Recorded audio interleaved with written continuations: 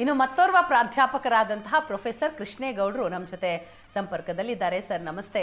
ಮೈಸೂರಿನ ಒಟ್ಟಾರೆ ಇತಿಹಾಸದಲ್ಲಿ ಅತಿ ಅದ್ದೂರಿ ದಸರಾ ನಡೆದದ್ದು ಯಾವ ರಾಜರ ಕಾಲದಲ್ಲಿ, ಹಾಗೆ ಅತಿ ಸರಳವಾಗಿ ದಸರಾ ನಡೆದದ್ದು ಯಾವಾಗ ಸರ್? ರಾಜ ಒಡೆಯರ ಕಾಲದಲ್ಲಿ ಆ ಕಾಲಕ್ಕೆ ಬಹಳ ವೈಭವದ ದಸರಾ ಮಾಡಿದ್ರು. ಕಂಠೀರವ ನರಸರಾಜರು ಬಹಳ ಪರಾಕ್ರಮಿ ದೊರೆ. ಬಹುಶಃ ಇಡೀ ಮೈಸೂರಿನ ರಾಜ ಪರಂಪರೆಯ ಅತ್ಯಂತ ಪರಾಕ್ರಮಿಯಾದ ದೊರೆ ಕಂಠೀರವ ನರಸರಾಜ ಒಡೆಯರು. ಅವರ ಕಾಲ 17ನೇ ಶತಮಾನದ ಉತ್ತರ ಭಾಗ. ಅವರು ಬಹಳ ಪ್ರಬಲವಾಗಿದ್ದ ಕಾಲ ಅದು.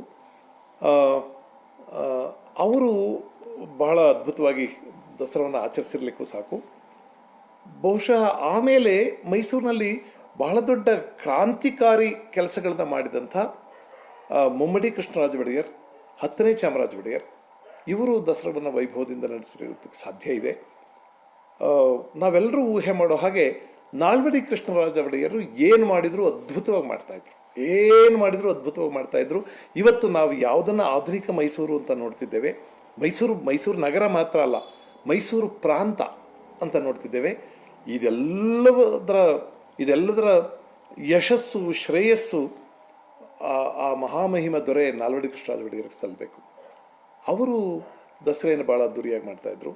ನಾವೆಲ್ಲ ಚಿಕ್ಕವರಾಗಿದ್ದಾಗ ಜಯಚಾಮರಾಜೇಂದ್ರ ಒಡೆಯರ್ ಕೂಡ ಭಾಳ ಅದ್ದೂರಿ ದಸರೆಯನ್ನು ಮಾಡ್ತಾಯಿದ್ರು. 1969ರಲ್ಲಿ ಈ ರಾಜಧನ ರದ್ದಾಯಿತು, ಪ್ರಿವಿ ಪರ್ಸ್ ರದ್ದಾಯಿತು.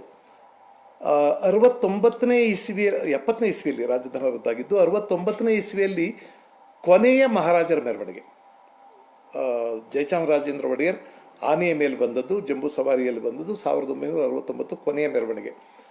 1971ನೇ ಇಸ್ವಿಯಲ್ಲಿ ಮತ್ತೆ ಅದನ್ನು ಸಾಂಸ್ಕೃತಿಕ ದಸರಾ ಮಾಡಿದ್ರು, ನಾಡ ಹಬ್ಬ ಅಂತ ಮಾಡಿದರು.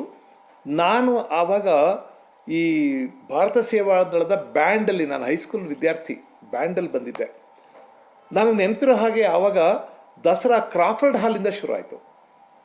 ಬೇರೆ ಏನೋ ತಾಂತ್ರಿಕ ಕಾರಣ ಅಥವಾ ಕಾನೂನಿನ ಕಾರಣಗಳೇನೋ ಇದ್ದಿರಬೇಕು, ಹಾಗಾಗಿ ಅರಮನೆಯಿಂದ ಶುರು ಆಗಲಿಲ್ಲ, ಕ್ರಾಫರ್ಡ್ ಹಾಲಿಂದ ಶುರು ಆಯಿತು. ಕ್ರಾಫರ್ಡ್ ಹಾಲಿಂದ ಶುರುವಾಗಿ ಆವಾಗ ದೇವರಾಜ ರಸ್ತೆ ಇರಲಿಲ್ಲ, ಅದು 100 ಅಡಿ ರಸ್ತೆಯಲ್ಲಿ ಬಂದು, ಆಮೇಲೆ ಸಯಾಜಿರಾವ್ ರಸ್ತೆಯಲ್ಲಿ ಬಂದು, ಹಾಗೆ ನಮ್ಮ ನ್ಯೂ ಸಯಾಜಿರಾವ್ ರೋಡ್ ಮುಖಾಂತರ ನಮ್ಮ ಬನ್ನಿ ಮಂಟಪಕ್ಕೆ ಹೋಗಿತ್ತು. ಅದು ನನ್ನ ನೆನಪಿನಲ್ಲಿದೆ. ಆಮೇಲೆ ಅತ್ಯಂತ ಸರಳವಾದ ದಸರಾಗಳನ್ನು ನಾವು ನೋಡಿದ್ದೀವಿ ಬರಗಾಲ ಇತ್ಯಾದಿ ಬಂದಾಗ.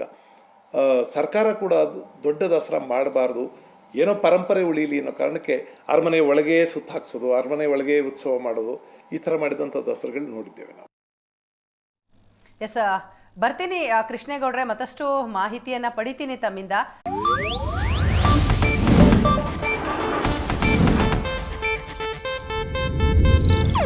ಇದು ಏಷ್ಯಾನೆಟ್ ನ್ಯೂಸ್ ನೆಟ್ವರ್ಕ್ ಪ್ರಸ್ತುತಿ.